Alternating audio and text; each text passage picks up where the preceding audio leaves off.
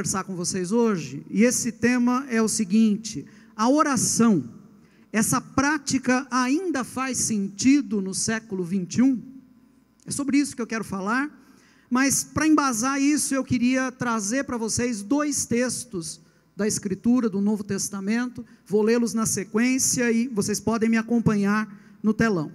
O primeiro deles está na carta de Paulo aos Filipenses, capítulo 4, versículos 6 e 7, e diz o seguinte: não andeis ansiosos por coisa alguma, antes em tudo sejam os vossos pedidos conhecidos diante de Deus pela oração e súplica com ações de graças, e a paz de Deus, que excede todo o entendimento, guardará os vossos corações e os vossos pensamentos em Cristo Jesus.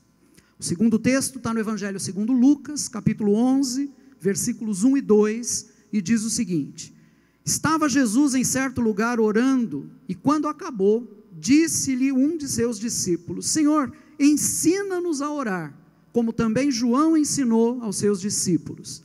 Ao que ele lhes disse: quando orardes, dizei, o quê?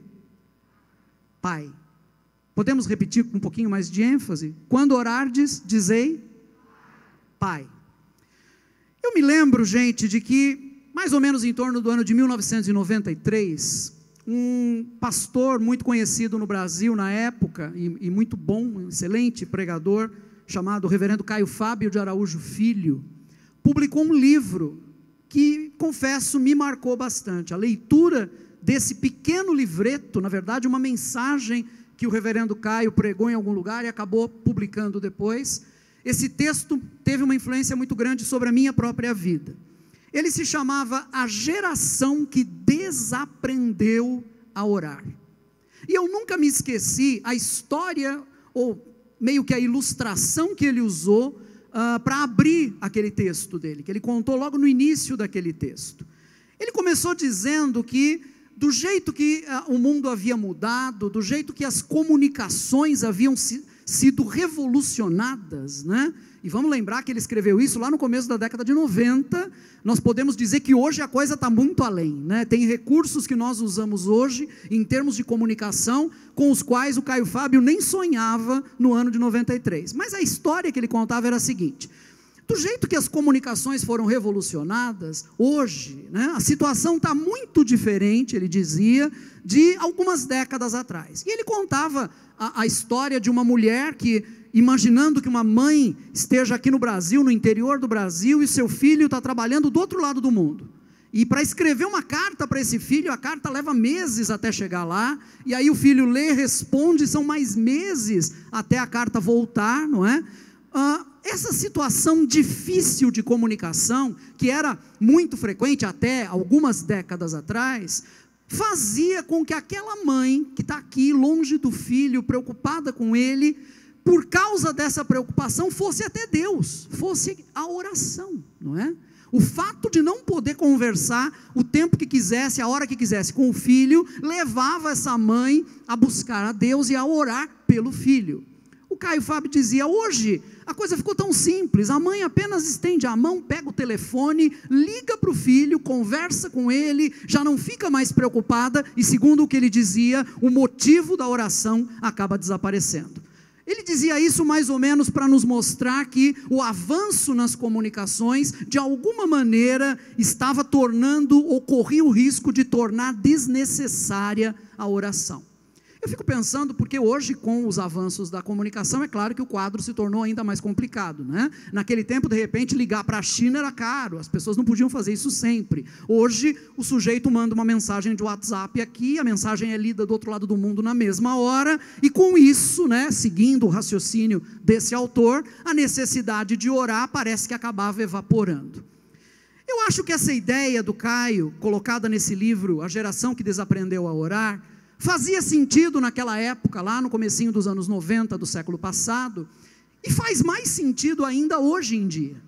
Só que eu acho que nessa questão existem algumas coisas que vão além do próprio problema colocado pelo Caio no texto dele, né?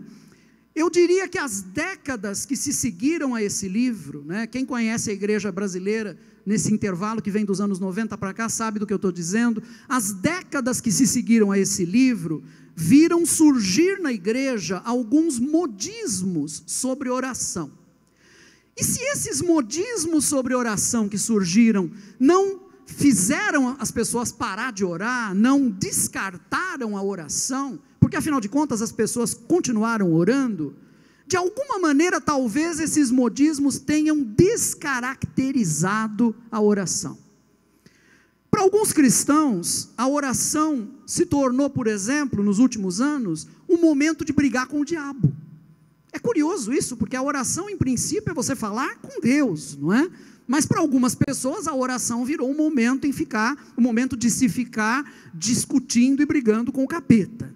Para outros, a oração se tornou aquele momento de se exigir alguma coisa de Deus. E muitas vezes numa relação meio drive-thru de fast food, né? Você entra na fila, pega o cardápio, escolhe o que você quer, paga o dízimo, né? Recebe e vai embora para casa. Muitas pessoas começaram a olhar a oração a partir desse ângulo. Eu diria para vocês, gente, eu confesso, né? Já tem muito tempo que eu estou tentando ser cristão. Eu estou muito convencido de que ser cristão é uma coisa que a gente não resolve dizendo assim, eu sou cristão, né? Ser cristão é um projeto, né? Nós estamos tentando ser cristãos. Ser cristão é uma caminhada na qual a gente vai caminhando e se comprometendo com ela dia a dia, né? É um percurso, é uma jornada. Pois bem, tem muito tempo já que eu estou nessa jornada, que eu estou tentando ser cristão. E eu acho que esse tempo foi suficiente para eu perceber que a oração não é nem uma prática esclerosada, que os avanços tecnológicos teriam tornado desnecessária, nem um recurso mágico, como muitos pregadores parecem encará-la, né? Deixem eu comentar que para o Caio Fábio, que escreveu aquele maravilhoso livro, é claro que ele não achava a oração desnecessária, mas ele estava dizendo apenas que muitas pessoas parece que começaram a ver a oração como desnecessária por causa dos avanços ocorridos, né? Eu concordo com o Caio, a oração não é alguma coisa desnecessária, não é uma prática esclerosada que a tecnologia tornou desnecessária e também não é, repito, um recurso mágico que nós podemos usar, como parece que alguns pastores gostam de sugerir quando ensinam sobre o tema. Falar da oração, eu diria que é falar da prática mais central da vida cristã, da vivência cristã. Ao mesmo tempo, falar da oração é falar de uma prática tão ampla e tão profunda, que nós corremos o risco de empobrecê-la, né? Se nós nos limitarmos a falar dela em termos de determinadas fórmulas, determinados modos de fazer a coisa, né? Eu tenho muito medo, muito receio ao tratar da oração, de simplificar demais as coisas, porque a oração, ela é alguma coisa de enorme profundidade, eu diria assim. Agora, eu queria falar com vocês hoje sobre oração como prática central da vivência cristã. O meu objetivo, na verdade, é responder logo de cara a essa pergunta que eu fiz no título da mensagem, né? Será que a oração é uma prática necessária, viável, relevante ainda hoje, no século 21? A minha resposta é um enfático sim. Eu acredito que sim, que a oração faz todo sentido em nosso tempo. Agora, mesmo correndo o risco de simplificar aqui um tema que para mim é grandioso demais, o que eu queria fazer é indicar a vocês apenas algumas ideias, algumas linhas gerais, sobre as quais eu gostaria que vocês continuassem pensando ao longo da semana, tá? Estão dispostos a me acompanhar nisso? Sim? Então tá bom. A primeira ideia que eu gostaria de colocar para vocês tem a ver com a oração enquanto disciplina. A oração como disciplina. Vejam bem, queridos e queridas, eu diria que esse é o primeiro elemento, é por onde nós devemos começar quando nós falamos sobre oração. A oração é uma disciplina. Eu sei que a palavra disciplina é uma palavra que não é muito apreciada. Geralmente nós nos sentimos desconfortáveis com essa palavra, porque a primeira imagem que vem na nossa cabeça quando alguém diz disciplina é a imagem de um sargento severo gritando palavras de ordem para um batalhão, né? Colocando em forma e fazendo essas coisas. Nós achamos que disciplina tem esse tom, esse caráter meio militar. Mas eu queria que vocês percebessem que essa é uma imagem enganosa. A palavra disciplina não tem nada a ver com isso.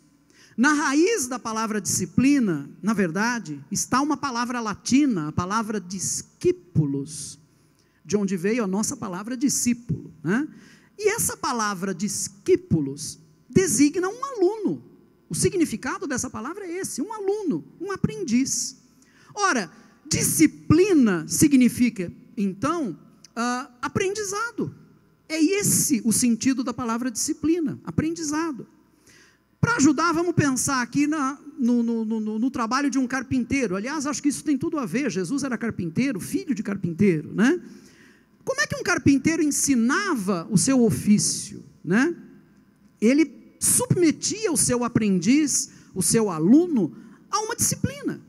Ele colocava para ele uma série de práticas e dizia, faz isso, corta assim, não é? Cola desse jeito, prega desse jeito, agora coloca assim. E à medida que o aluno ia fazendo aquilo, ia ouvindo aquilo e fazendo, o aluno ia aprendendo a ser carpinteiro.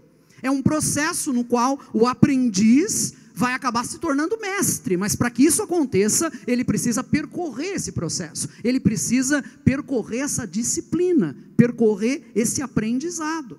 Vejam que esse sentido da palavra disciplina, uma palavra que significa, portanto, aprendizado, ele persiste mesmo hoje em dia.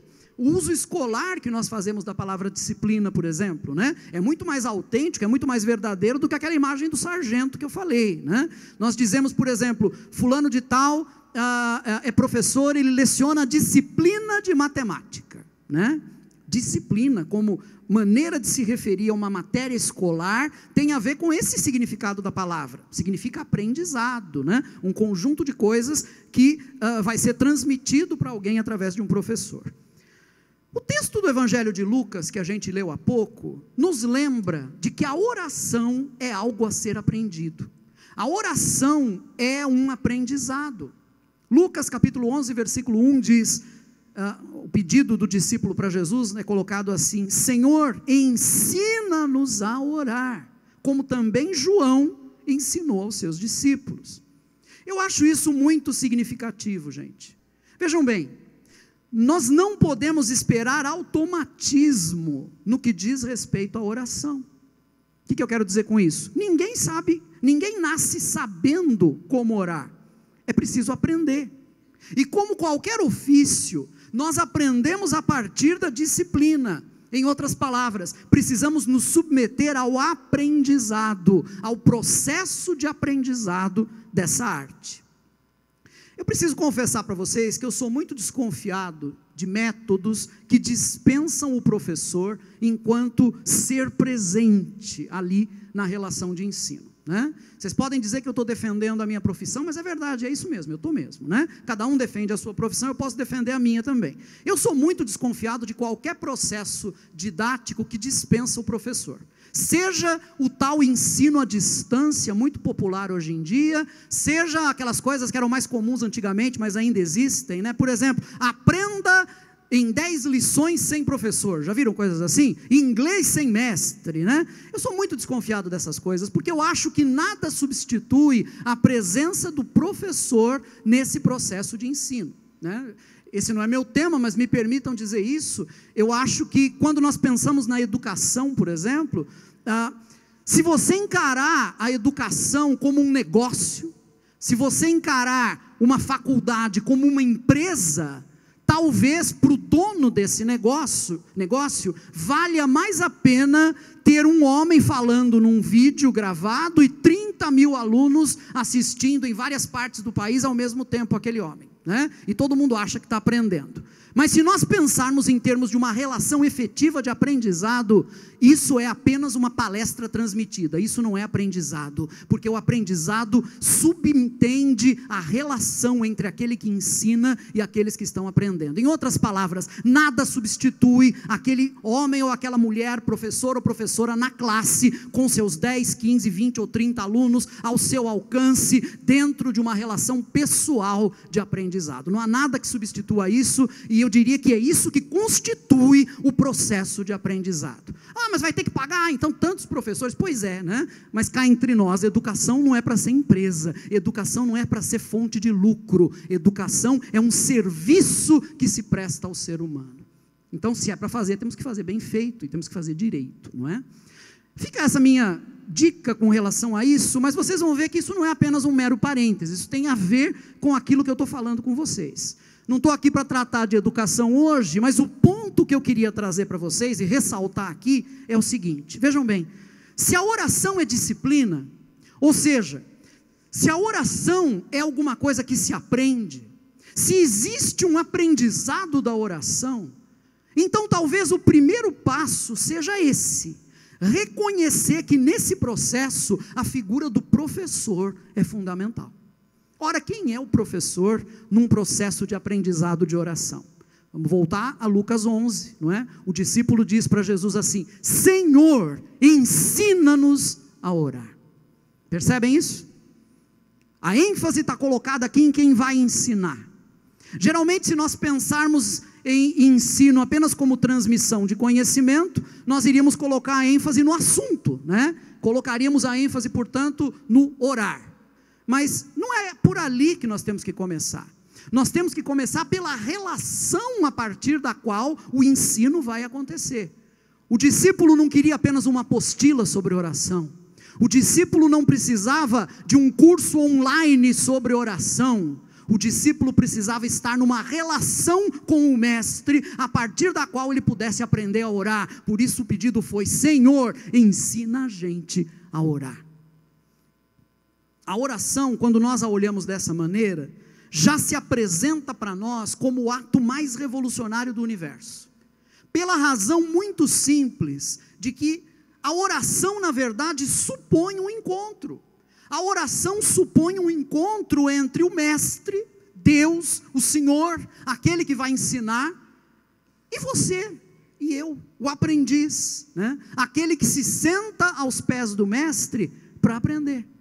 A oração começa nesse encontro, porque é nesse encontro que o professor nos ensina a orar. A gente vai encontrar isso muito bem colocado e com muita clareza num texto que nós conhecemos bem, mas geralmente nós olhamos esse texto por um ângulo. Eu gostaria que nós olhássemos o mesmo texto por outro ângulo agora. Eu estou me referindo ao texto de Mateus, capítulo 6, versículo 6. Esse texto diz o seguinte: Jesus está justamente ensinando sobre oração e ele diz: mas tu, quando orares, entra no teu quarto e, fechando a porta, ora a teu pai que está em secreto, e teu pai que vê em secreto te recompensará. Muitas vezes, como eu disse, a gente olha esse texto pelo ângulo do secreto, né? Oração não é uma coisa para a gente ficar trombeteando na frente dos outros, né? Para aparecer. O valor da oração está mesmo lá no secreto, sozinho no quarto, né? Nós olhamos muito por esse ângulo, mas vamos dar uma espiada pelo outro ângulo agora. A pergunta que eu faço para vocês é a seguinte: quem é que a gente encontra no secreto do quarto? O que é que Jesus está dizendo nesse texto? Quando tu orares, entra no teu quarto, fechando a porta, ora a teu pai que está em secreto, e teu pai que vem em secreto te recompensará. Quem é que nós encontramos no secreto do quarto? Nós encontramos o pai. É ele que está ali. O texto diz isso, né? Teu pai que vem em secreto te recompensará. É interessante perceber que a dimensão do secreto é importante aqui, porque ela resguarda esse caráter privado da comunicação. A oração é sobretudo aquele encontro entre eu e Deus, entre você e Deus. Mas o essencial disso daqui está no fato de que quando você cria esse lugar de oração, em outras palavras, quando você, seguindo o exemplo do texto, entra no seu quarto e fecha a porta, quando você cria esse lugar de oração, você não está sozinho ali dentro. Ali nesse lugar de oração está o Pai com você. Está aquele que é o professor nessa relação de aprendizado da oração. É Ele que está ali com você e que te vê naquele momento quando você está em secreto. Perceba com isso que a oração não começa nas declarações verbais. Tantas vezes as pessoas dizem, mas eu não sei o que orar, o que é que eu vou dizer quando for orar? Quer dizer, as pessoas já pressupõem que a oração vai começar no discurso, na fala, que a oração vai começar com aquilo que nós dizemos. Não é nisso que começa a oração. A oração começa num disponibilizar-se. O texto diz isso: entra no quarto, fecha a porta e ora. Perceba isso, em primeiro lugar, você não diz nada. Em primeiro lugar, você se disponibiliza. Você entra naquele lugar, você produz aquele lugar, não é? Porque você decide naquele momento estar com Deus e falar com Ele. É ali que a oração começa. Naquele momento, somos eu e Deus naquele instante. E quando eu estou nesse momento, em primeiríssimo lugar, eu não faço nada. A primeira coisa na oração não é dizer nada, a primeira coisa na oração é estar ali. A primeira coisa na oração é reconhecer a existência desse lugar. E que lugar é esse, né? Bom, esse lugar pode ser seu quarto, como diz Mateus 6,6, você ajoelhado lá dentro, se você quiser. Esse lugar pode ser um jardim onde você está caminhando. Esse lugar pode ser a poltrona da sala de estar da sua casa, você sozinho ali, sem ninguém para te atrapalhar. Esse lugar pode ser até o metrô lotadíssimo que você vai pegar amanhã cedo, porque é interessante perceber isso. Nesse produzir o lugar da oração, a coisa não é física, entendem isso? Jesus não está dizendo, não, é só no quarto, é só sozinho, não. Você pode se isolar do mundo, dentro de um vagão lotado de metrô, e pode produzir ali um lugar de oração, porque na verdade o lugar de oração está dentro de você. O lugar de oração é um lugar interior. Então, a oração começa quando eu reconheço a existência desse lugar, que é o lugar onde eu sei que a minha presença é reconhecida pelo próprio Deus. Eu estou ali nesse lugar secreto, e o próprio Deus que vem em secreto, me enxerga ali, Ele me vê. Diz o texto, teu Pai que vê em secreto, te recompensará. Ele me vê quando eu me disponho à oração. Agora, para tentarmos entender mais ou menos ainda como é que se dá o aprendizado da oração, vamos voltar à figura do carpinteiro. Como é que se dava o aprendizado do ofício de carpinteiro? Mestre e discípulo juntos, não é? O mestre fala, o discípulo ouve. O mestre indica, mostra, né? Faz para mostrar, o discípulo imita. Não só imita, o discípulo arrisca também. E esse é um detalhe importante, porque na relação de aprendizado também há lugar para isso, para tentativa, para correr riscos, né? Ah, mas se eu me arriscar eu posso errar. Bom, e quem foi que falou que o erro também não faz parte de uma relação de aprendizado? Não entende nada de educação aquela pessoa que acha que o erro é uma coisa que não deve acontecer, que está fora do processo. O erro faz parte do processo de educação. Muitas vezes nós aprendemos mais através dos nossos erros, não é? Das coisas que cometemos e fazemos de forma equivocada, do que através de outra maneira. O erro nos mostra coisas muitas vezes. Aliás, existe uma maneira muito fácil, tranquila e garantida para você não errar nunca. O caminho para não errar nunca é não fazer nada, não é? Se você não fizer nada, você não erra, né? Mas você erra, porque você, ao não fazer nada, você já está errando também, né? Mas errando num sentido muito pior, errando no sentido moral, no sentido da omissão. Quando você está envolvido num processo de aprendizado, é natural que você cometa erros, mas isso faz parte do processo. Está lá o mestre ensinando o aprendiz prega errado, faz uma perna mais curta que a outra, mas ele vai com a prática constante superando isso, e vai chegar o dia que ele vai ser mestre, vai chegar o dia que ele vai ensinar o ofício de carpintaria para um outro aprendiz. Eu diria que aprendizado é isso. Aprendizado significa margem para ir tentando, margem para aprender enquanto se faz. Um dos mais belos textos sobre oração que eu conheço foi escrito por um homem chamado Richard J. Foster, num livro que se tornou um clássico, na verdade, chamado A Celebração da Disciplina.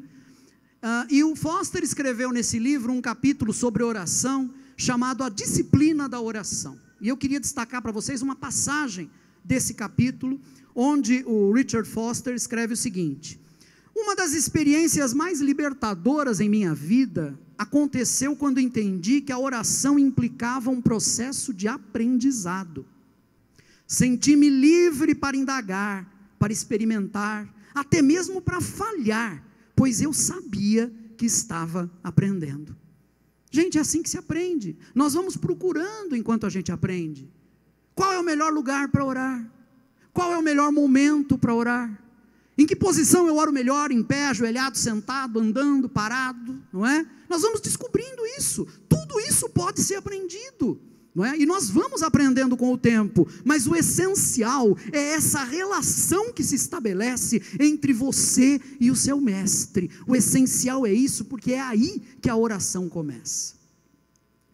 Eu gosto muito de um escritor russo do século XIX, chamado Fyodor Dostoiévski, e entre os romances do Dostoiévski, um dos meus favoritos é um romance chamado O Idiota. Nesse romance eu encontro uma frase que eu acho simplesmente fantástica. Eu queria compartilhar com vocês essa frase. Ela é dita por uma personagem chamada Aglaya Ivanovna, e ela diz essa frase para o homem por quem ela está apaixonada, um homem chamado Mishkin. Na verdade, ela está dizendo para esse homem o seguinte: olha, eu gostaria de poder conversar sobre tudo com você. Queria que eu pudesse tratar de todos os assuntos com você. E aí ela completa o pensamento dizendo a seguinte frase, que vai aparecer no telão: ao menos com uma pessoa, eu quero falar de tudo como se falasse comigo mesma. Queria chamar a atenção de vocês para essa frase, dita pela personagem Aglaya Ivanovna nesse romance. Ao menos com uma pessoa, eu quero falar de tudo como se falasse comigo mesma. Eu pensei sobre essa frase, e uma coisa que eu acho interessante nela, é que, na minha maneira de ver pelo menos, talvez apenas com Deus, a gente consiga atingir esse alvo que a personagem coloca aqui sobre comunicação. Talvez apenas com Deus, a gente consiga falar sobre tudo, como se a gente falasse com a gente mesmo.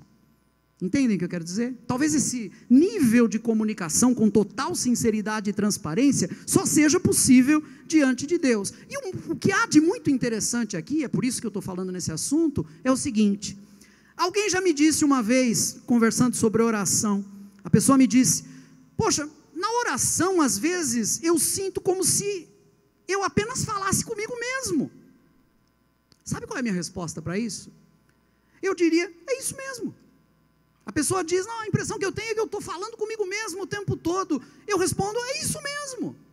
A melhor oração é essa, em que aparentemente nós estamos falando com a gente mesmo, porque quando a gente fala com a gente mesmo, nós falamos com total sinceridade, nós falamos com total transparência, nós conseguimos esse nível de transparência e sinceridade com a gente.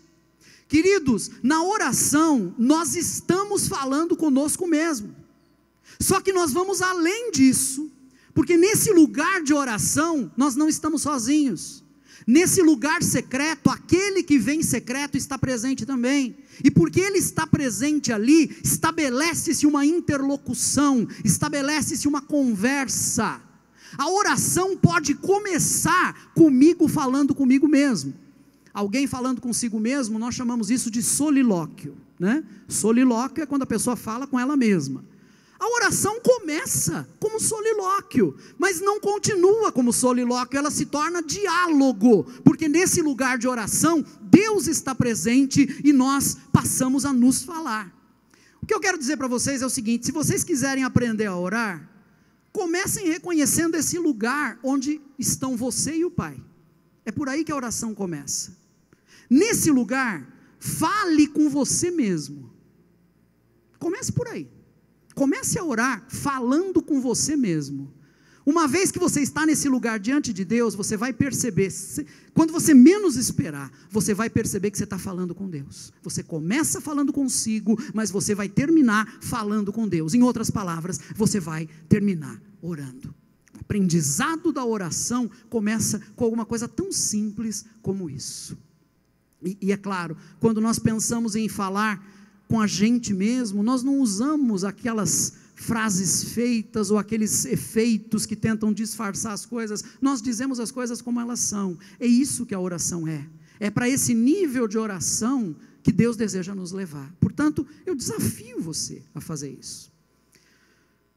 Há uma segunda coisa que eu quero destacar para vocês com relação à oração. A oração não apenas é uma disciplina, um aprendizado, como nós já vimos, mas a oração também possui um outro aspecto, onde ela aparece como um alívio para o peso da nossa existência. A oração como alívio para o peso da nossa existência. Os textos que nós lemos nos apresentam isso também, esse aspecto, como um aspecto importante e central quando se trata da oração. Escrevendo lá para os Filipenses, Paulo, na verdade, está lembrando aqueles amigos dele, de que a vida nos oferece o tempo todo motivos para ansiedade. É ou não é verdade, gente? Não há motivos o tempo todo para nós ficarmos ansiosos? Vejam bem, há tanta coisa que nos rodeia, o mundo ao nosso redor, que gira ao nosso redor, é tão vasto, não é? Tem tanta coisa acontecendo ao mesmo tempo, que isso chega a nos assustar. Eu me lembro de uma frase de Calvino, que no século XVI dizia mais ou menos o seguinte: na rua estamos cercados por mais ameaças do que telhas nas casas. Eu nunca esqueci essa frase do Calvino, achei ela muito luminosa, né? Você está andando na rua, ao seu redor tem muitas casas, obviamente há muitas telhas, mas tem mais ameaças, tem mais perigos ao nosso redor do que telhas nas casas. Eu sei que é meio arriscado falar isso hoje em dia, porque nós infelizmente estamos vivendo numa situação onde muita gente padece de pânico, né? Tem medo de tudo o tempo todo, e em grande parte a culpa disso vem desses malditos hábitos que nós adquirimos ligados às chamadas redes sociais, né? A pessoa já está fragilizada e de repente a primeira coisa que ela faz no dia é abrir o Facebook, ler aquele monte de comentários, e a partir disso parece que os problemas do mundo se tornam maiores, né? Parece que alguém bota uma lente de aumento em cima dos problemas ali, eles crescem enormemente. Eu diria que isso responde em grande medida pelo tanto de gente doentiamente ansiosa que nós encontramos ao nosso redor hoje em dia. Agora, eu não quero aqui preocupar ninguém demais, estimular em ninguém uma ansiedade doentia, mas ao mesmo tempo eu acho que não é honesto nós negarmos que existem perigos no mundo, existem ameaças ao nosso redor, não é? Nós estamos num mundo que nos oferece esse tipo de risco. Em outras palavras, motivos de ansiedade existem, e eu diria, existem até de sobra. Mas o que é que Paulo nos aconselha a fazer nesse texto que nós lemos? Eu vou repetir a leitura do versículo, Filipenses 4:6. Não andeis ansiosos por coisa alguma, antes em tudo sejam os vossos pedidos conhecidos diante de Deus, pela oração e súplica, com ações de graças. Percebam aqui o seguinte, queridos, o remédio mais direto e mais eficaz contra a ansiedade é a oração. A oração é esse remédio. Se nós aprendemos que orar, antes de mais nada, é um lugar onde nós estamos com Deus, nós e o Pai. Se nós aprendermos isso, se nós aprendemos como Jesus nos ensinou, que nesse lugar onde nós estamos, o lugar de oração, nós não encontramos um Deus qualquer, não é? Nós encontramos o nosso Pai. Afinal, o que é que diz Lucas 11:2? Quando orardes, dizei, o quê? Pai, né? O que é que diz Jesus em Mateus 6:6? Entra no teu quarto e fechando a porta, ora a teu Pai, não é? Não é qualquer um que nós encontramos nesse lugar de oração, quem nós encontramos ali é o nosso Pai. Pois bem, se nós aprendemos isso, se nós aprendemos que já que é o nosso Pai que nós encontramos ali, nós podemos nos abrir com Ele com o máximo de sinceridade, como se a gente falasse com a gente mesmo. Pois bem, se nós aprendermos tudo isso, nós vamos saber que diante de Deus, nós podemos colocar tudo aquilo que nos pesa. Diante de Deus, nós podemos colocar tudo aquilo que nos aflige, nós podemos colocar tudo aquilo que nos preocupa, nós podemos colocar tudo aquilo que por vezes torna a nossa existência tão pesada, tudo isso pode e deve ser colocado diante do Pai em oração. Eu estou convencido de que a oração é um mistério. A oração é um mistério. Na verdade, a oração é um convite que Deus nos faz para transformarmos o mundo junto com Ele. Vou falar mais sobre isso daqui a pouco. Mas é interessante pensar que algumas pessoas fazem a seguinte pergunta: por que nós precisamos orar, afinal de contas, se Deus já sabe de tudo aquilo que nós necessitamos? É verdade, Deus já sabe de tudo aquilo que nós necessitamos. O próprio Jesus diz isso em Mateus capítulo 6, versículo 8. Jesus diz assim: porque o vosso Pai sabe o que vos é necessário. Sabe ou não sabe? Sabe, Ele sabe. Agora, mesmo assim, mesmo com Deus sabendo de tudo aquilo que nós necessitamos, o conselho de Paulo é o mesmo. Vamos repetir o versículo: em tudo sejam os vossos pedidos conhecidos diante de Deus, pela oração e súplica com ações de graça.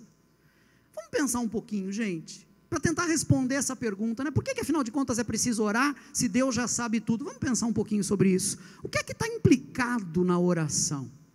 O que é que está implicado nela? Vamos lembrar, vamos pensar em termos de uma cena aqui. Eu imagino alguém me encontrando na rua, numa manhã dessas, e me dizendo assim: puxa, Rui, lembrei de você hoje, e orei por você hoje. Puxa, duas coisas, né? A pessoa lembrou de mim e orou por mim. Gente, alguém se lembrou de mim. O que isso significa? Isso significa que eu importo, sim ou não? Alguém se lembrou de mim, né? Eu não sou um desconhecido na vida, alguém se lembrou de mim. E mais, não apenas se lembrou de mim, mas lembrar-se de mim levou essa pessoa a, no seu momento de oração, falar de mim para Deus. Oh Deus, eu lembrei do Rui, puxa, que saudade dele, cuida dele, é um bom rapaz, meio esquisito às vezes, mas é gente boa, né? Fala de mim para Deus. Que nome que a gente dá para isso, gente? Para uma pessoa que se lembra da gente, e não apenas se lembra da gente, mas decide orar por nós quando se lembra da gente. Que nome a gente dá para isso? O nome que eu dou para isso é amor. O nome que eu dou para isso é carinho. Eu pergunto a vocês: Deus já não me conhece? Sim. Deus já não sabe do que eu preciso? Sim. Deus já não cuida de mim? Sim. Mas a minha vida ficou mais bonita porque alguém se lembrou de mim e decidiu orar por mim. Vocês estão entendendo a questão? Isso deixou a minha vida mais bonita. Na oração nós descobrimos duas coisas importantíssimas. Primeira, Deus se importa. E segunda, Deus nos convida a nos importarmos também. Deus se importa e Deus nos convida a nos importarmos também. Se a gente se importa com alguém, é importante perceber isso. Se a gente se importa com alguém no nível meramente humano, isso pode resultar em ansiedade e preocupação. Eu lembro da pessoa e digo: nossa, como é que será que ela está? Será que ela está bem? Será que ela não está? E eu fico preocupado, eu fico ansioso, né? Mas quando eu deixo a minha preocupação aos pés do Pai e transformo a minha preocupação em oração, a ansiedade desaparece. O que fica é o amor, o que fica é o interesse carinhoso que a gente sente por aquela pessoa em favor de quem a gente está orando, não é? Então notem, saber nos importarmos com alguém é fundamental, mas isso precisa acontecer nesse ambiente da oração, para que não se torne um fardo sobre as nossas próprias costas. Por outro lado, saber que Deus se importa, significa que nós não estamos carregando o peso do mundo sozinhos. Entendem isso? Nós não estamos carregando o peso do mundo sozinhos. Existem perigos nas ruas, tão numerosos como telhas nas casas, como dizia o Calvino? Existem. As ruas são perigosas, existem perigos. Pois bem, Deus se importa. A vida tem seus pesos, a vida tem suas dificuldades. Pois bem, Deus se importa. Às vezes eu tenho a impressão de que estou enfrentando tudo sozinho. saiba de uma coisa: se eu estou orando, isso significa que eu estou naquele lugar onde ficamos eu e Deus. Isso significa que Deus está comigo, e se Deus está comigo, eu não estou sozinho, e eu não estou sozinho porque Deus se importa. Deus se importa. Me permitam abrir um parêntese aqui, é um parêntese, mas tem tudo a ver com isso que estamos falando, para transmitir a vocês uma palavra que Deus colocou no coração da minha esposa, e que ela compartilhou comigo. Eu até poderia pedir que ela mesma falasse, mas ela preferiu que eu fizesse isso, né? Vocês se lembram da cena na manhã da ressurreição de Jesus? Vocês se lembram de como os evangelistas contam a história da ressurreição para nós? Os evangelistas vão dizer que as mulheres saíram de manhã cedo para ir colocar os perfumes, né, no corpo de Jesus, cuidar do corpo de Jesus no domingo logo de manhã. Lembram disso? E os evangelhos dizem que no caminho até o túmulo, elas iam conversando entre elas, porque elas sabiam que o túmulo tinha sido fechado com uma pedra enorme, e elas não iam conseguir remover aquela pedra. Então a pergunta que elas faziam umas às outras, enquanto caminhavam até o túmulo de Jesus, era: quem vai nos remover a pedra, para que a gente possa fazer o nosso trabalho? Vocês sabem o que aconteceu quando elas chegaram lá, não sabem? Chegando diante do túmulo, o que elas viram? Elas viram que a pedra tinha sido removida. Um anjo de Deus removeu a pedra, o túmulo estava aberto e elas puderam entrar, e não apenas entrar, mas perceber que Jesus já não estava mais lá, porque havia ressuscitado. Qual é a palavra de Deus para nós aqui? Deus continua removendo pedras. Deus não perdeu o seu poder de remover pedras. Por vezes estamos nesse caminho onde nós nos perguntamos: quem vai nos remover a pedra? A gente não tem força para lidar com ela. A resposta a essa pergunta é a mesma da manhã da ressurreição. Deus removeu a pedra lá, e Deus continua removendo pedras, porque Deus se importa. Deus se importa.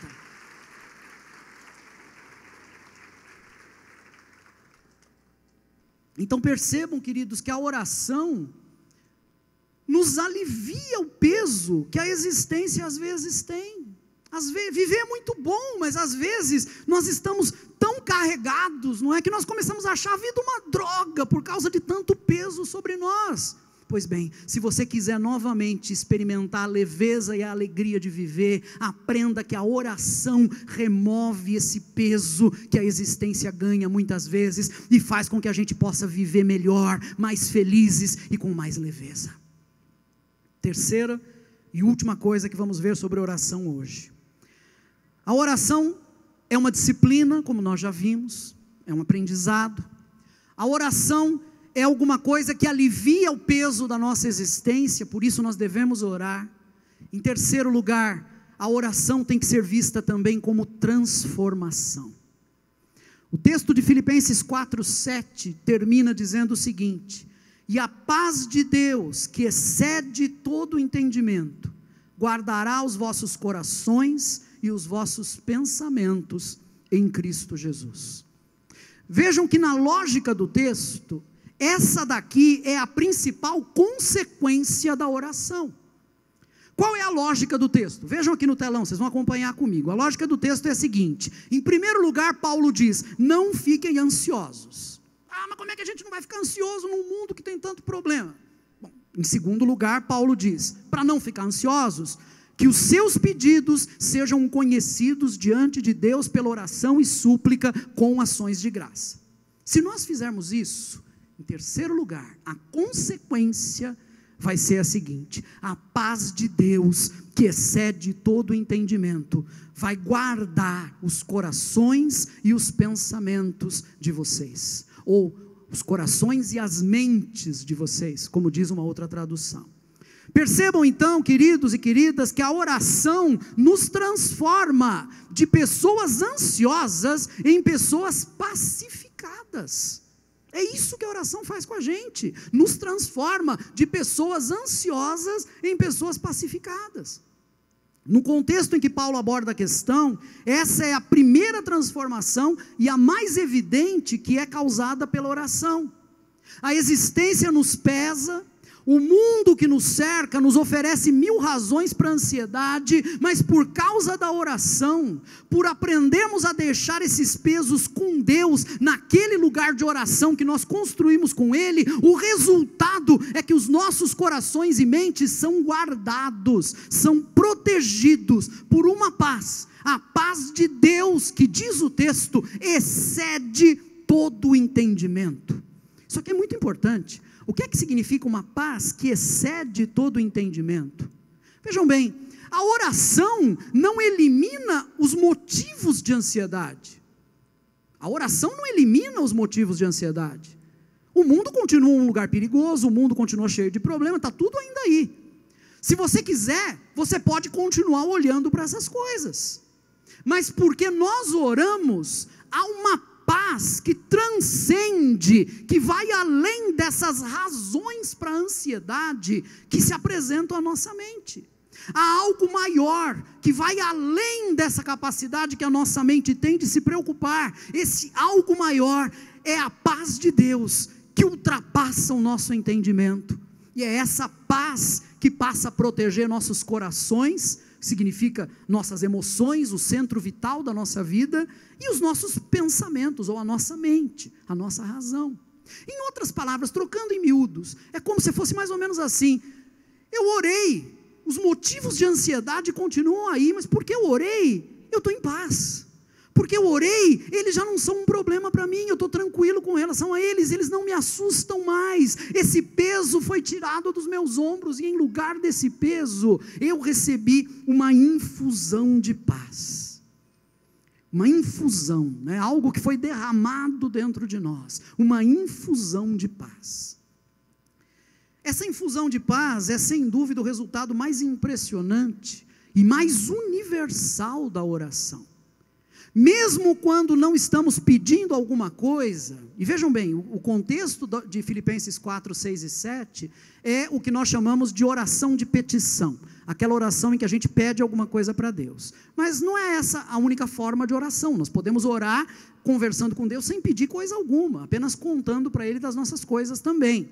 Não interessa qual seja a forma da oração, mesmo quando nós não estamos pedindo alguma coisa, nós sabemos que o resultado de um tempo de oração vai ser nós sermos revestidos de paz. Esse é o resultado de todo o tempo que nós passamos em oração. Me permitam abrir aqui um outro parêntese para dizer o seguinte: nós estamos vivendo dias extremamente difíceis, onde as pessoas vivem apavoradas de um lado para o outro, apavoradas com os medos que possuem, apavoradas com as notícias que leem, apavoradas com aquilo que projetam para o futuro, como é que vai ser, o que vai acontecer, onde vai acabar esse mundo que está desse jeito. Tudo isso pesa demais sobre as pessoas, e como eu já disse, as redes sociais cooperam perversamente para aumentar ainda essa carga de tensão. O que falta desesperadamente nas pessoas hoje em dia é paz. E se nós quisermos paz, se nós quisermos a paz que ultrapassa todo o entendimento, nós precisamos orar. Eu poderia até dizer de forma bem popular: menos Facebook e mais oração. Vocês estão me entendendo? Porque nisso nós vamos deixar de ser as pessoas atormentadas que estamos nos tornando, e vamos nos tornar pessoas pacificadas, porque a paz de Deus vai ser derramada sobre nós. Na verdade, aquilo que aconteceu com Jesus, se vocês se recordarem da cena da transfiguração, acontece com a gente toda vez que nós oramos. Na cena da transfiguração, vocês devem se lembrar, Jesus leva seus 3 amigos a um monte, e diante deles no monte, ele é transfigurado, né? Ele ficou glorioso. Vamos ler como é que Lucas descreve isso em Lucas 9, 28 e 29, diz assim: tomou Jesus consigo a Pedro, a João e a Tiago, e subiu ao monte para orar. Enquanto ele orava, mudou-se a aparência do seu rosto, e a sua roupa tornou-se branca e resplandecente. Vejam bem, com a gente acontece a mesma coisa quando nós oramos. Não é bem o nosso rosto que muda, se bem que muda, porque se você está aflito, ora e sai em paz, o seu rosto muda, né? Não é a nossa roupa que muda, a nossa roupa continua sendo a mesma de sempre, mas o que muda em nós é que a paz é derramada sobre as nossas vidas, e nos enche, e se torna manifesta através de nós. Isso acontece com a gente quando a gente ora. É o nosso interior que se torna revestido de paz. Percebam bem então, a oração é alguma coisa que transforma. E ela começa por nos transformar. De pessoas ansiosas, de pessoas sem paz, em pessoas pacificadas. Mas essa não é a única transformação que a oração provoca. A oração nos muda, mas a oração também muda as coisas ao nosso redor. Veja bem, isso é importante. A oração muda as coisas ao nosso redor. Paulo diz em 1 Coríntios 3,9, somos cooperadores de Deus. O que quer dizer isso? Somos cooperadores de Deus. É como se Deus quisesse que nós nos engajássemos com Ele num projeto conjunto, nosso e de Deus.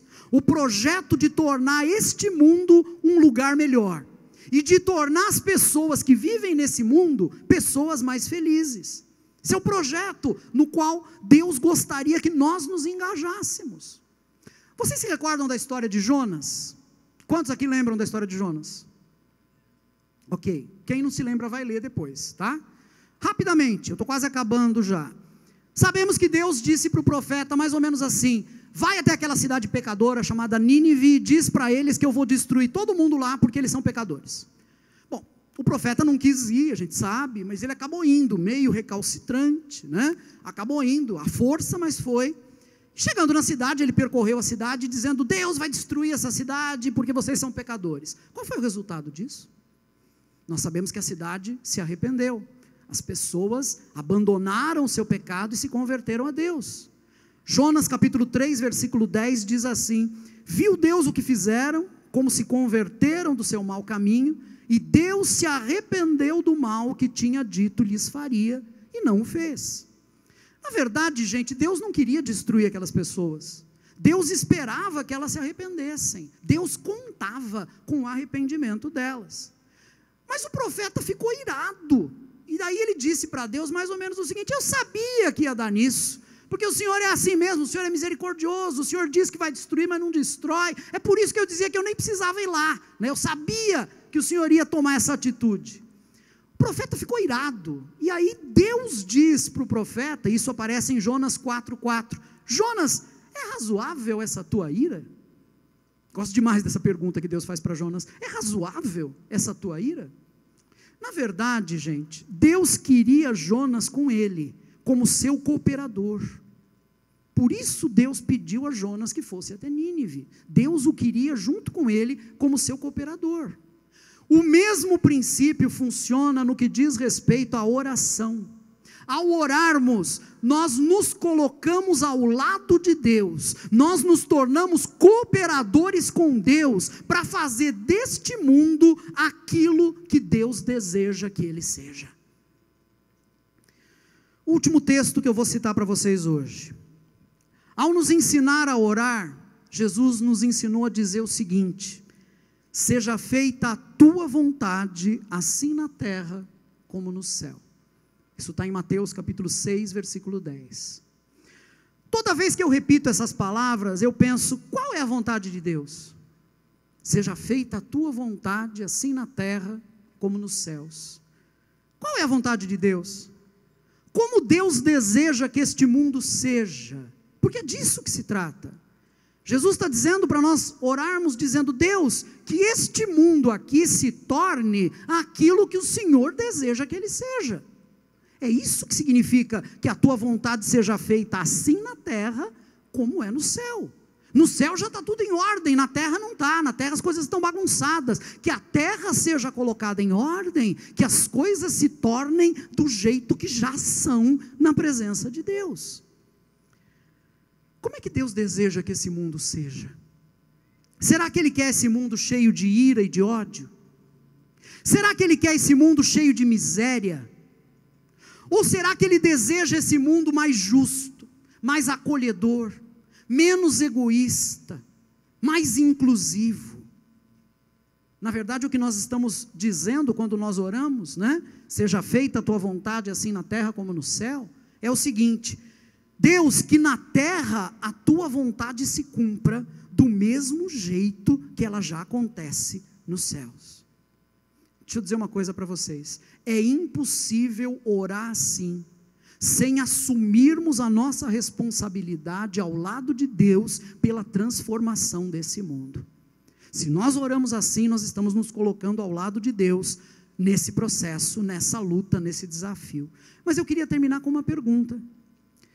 Se nós fizermos isso, se nós orarmos, Pai, seja feita a tua vontade na terra, assim como ela é no céu, e se nós entendermos que orar assim nos coloca já como cooperadores de Deus, lutando para que o mundo se torne aquilo que Deus quer que o mundo se torne, eu pergunto, você tem dúvidas de que esse mundo pode mudar? Você tem dúvidas? Você duvida do poder da oração? Talvez o que nos falte seja a coragem de orar, e seja a coragem de compreender que orar nos compromete nessa agenda de transformação do mundo, que é a agenda de Deus. Amém? Vamos ficar em pé.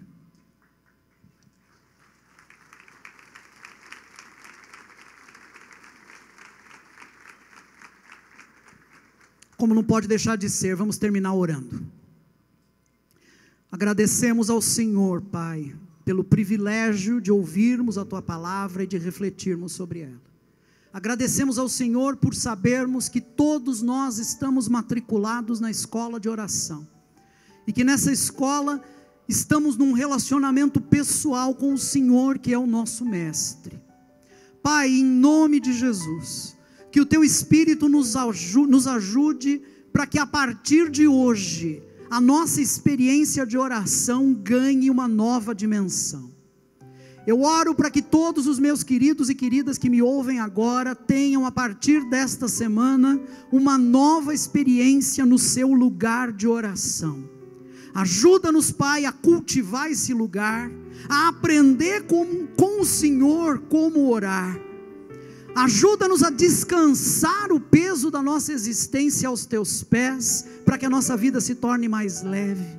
E ajuda-nos, Pai, a entender que orar significa estar ao Teu lado, lutando por um mundo como o Senhor deseja. Ajuda-nos nisso, Pai.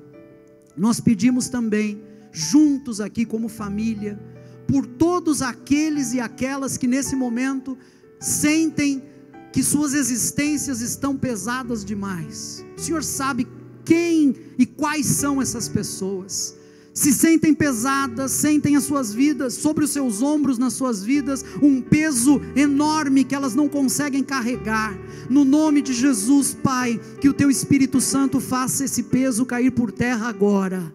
Que essas pessoas se sintam leves e libertas a partir de agora, e que a partir de agora elas aprendam a não olhar para as causas de ansiedade, mas a olhar para o Senhor. Elas aprendam a não dar mais importância aos problemas do que ao Senhor. Que elas aprendam, Pai, a colocar os seus motivos de ansiedade aos Teus pés, e que elas sejam cheias da Tua paz, que excede, que ultrapassa todo entendimento. Que a Tua paz venha sobre nós e nos revista a todos, Pai, para a glória do Teu nome, em nome de Jesus. Amém e amém. Podemos aplaudir o Senhor juntos?